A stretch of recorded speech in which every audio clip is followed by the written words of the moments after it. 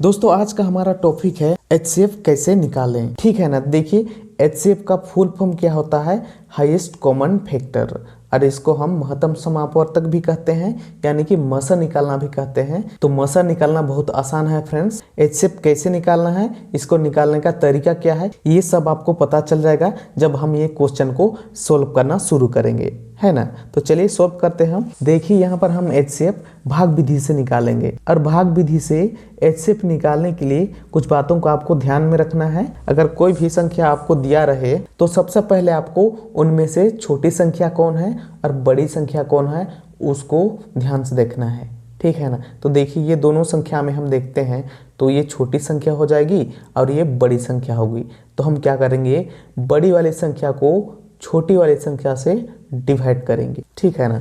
बस यहाँ पर भाग करने का तरीका थोड़ा सा अलग है, लेकिन भाग हमको जैसे भाग करते हैं बिल्कुल उसी तरह से करना है। तो बड़ी वाली संख्या को अंदर कर देंगे और छोटी वाली संख्या को बाहर। अब इसको डिवाइड करिए दोस्तों। देखिए इसको हम एक बार में करेंगे, 14 एकम 14। अब इसको हम माइनस करते हैं, 8 में से 4 घटेगा तो 4 बचेगा, 1 में 1 0। अब यहाँ पर आपको क्या करना है, ये भाजक वाली जो संख्या है उसको यहाँ पर उतार देना है। ठीक है ना। यहाँ पर उतार के इसको डिवाइड करना है आगे। भाग जैसे करते हैं उसी तरह कर रहे हैं, बस यहाँ पर तरीका थोड़ा सा अलग है। ठीक है। अब देखिए 4 तिया 12 हो जाएगा, यहाँ पर घटाएंगे तो 2 बचेगा। अब आप क्या करेंगे, ये वाली भाजक संख्या को यहाँ पर उतारेंगे और 2 से डिवाइड करेंगे। तो देखिए 2 दूनी 4। ठीक है। अब देखिए दोस्तों इसको घटाते हैं तो इसका शेषफल 0 आ जाता है। और जब आपका शेषफल 0 आ जाएगा तो आपको समझ जाना है कि आपका एचसीएफ भी निकल कर आ गया है। और यहाँ पर हम लास्ट वाले डिवाइड को देखेंगे। देखिए लास्ट वाले डिवाइड हमारा ये है, ये लास्ट वाला डिवाइड का भाजक वाला संख्या। ठीक है ना। भाजक वाला संख्या को हम एचसीएफ मानते हैं। ये दोनों संख्या का एचसीएफ क्या हो जाएगा, एचसीएफ बराबर 2। ठीक है ना। 2 इसका एचसीएफ हो जाएगा। तो फर्स्ट वाला क्वेश्चन का आंसर कितना आया, इसका एचसीएफ निकल कर 2 आ गया, यही इसका आंसर हो जाएगा।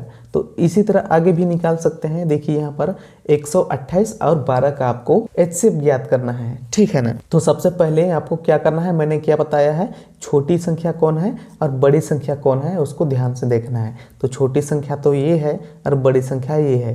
तो हम क्या करेंगे, बड़ी वाली संख्या को छोटी वाली संख्या से डिवाइड करेंगे।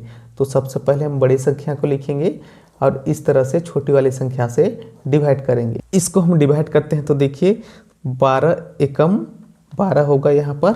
इसको घटाते हैं तो कुछ नहीं बचेगा, 8 को उतारेंगे। फिर आगे हम क्या करेंगे, ये भाजक वाली संख्या को यहाँ पर उतारेंगे, 12 को उतार देंगे, फिर 8 से डिवाइड करेंगे तो देखिए 8 एकम 8 हो जाएगा। इसको माइनस करेंगे तो यहाँ पर 4 बचेगा।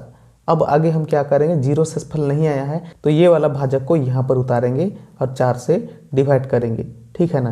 तो देखिए 4 दूनी में 8 होता है, माइनस करते हैं तो देखिए 0 आ जाता है।